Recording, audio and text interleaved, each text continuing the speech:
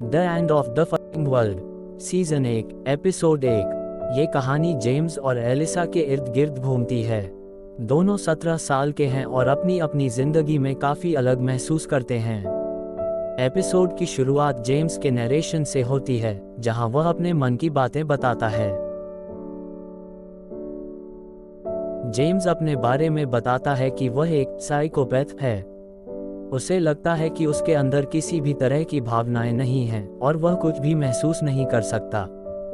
James के कुछ disturbing काम दिखाए जाते हैं, जैसे वह जानवरों को मारने में मजा लेता है।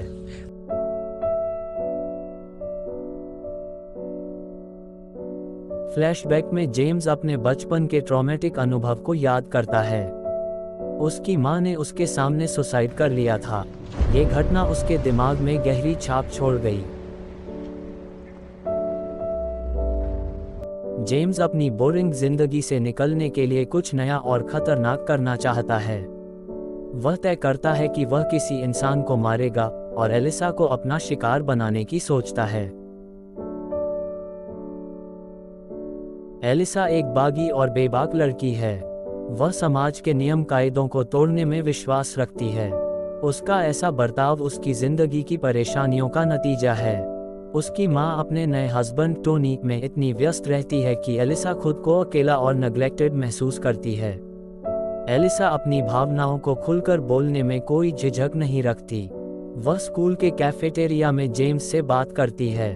एलिसा को जेम्स का अजीब और शांत स्वभाव अलग लगता है, इसलिए वह उससे बातचीत शुरू करती है।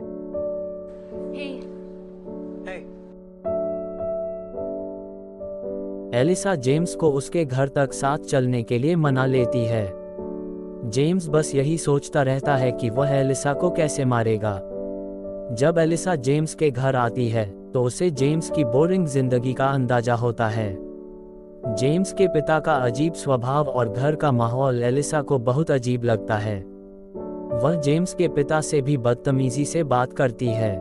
यहाँ से जेम्स और एलिसा के बीच एक अजीब सा कनेक्शन बनता है। दोनों अपनी बोरिंग और परेशान जिंदगी से भागने के लिए एक दूसरे का इस्तेमाल करना शुरू करते हैं।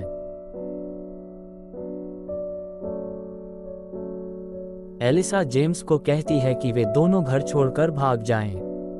जेम्स मान जाता है, लेकिन उसका असली मकसद अब भी एलिसा को मारना है।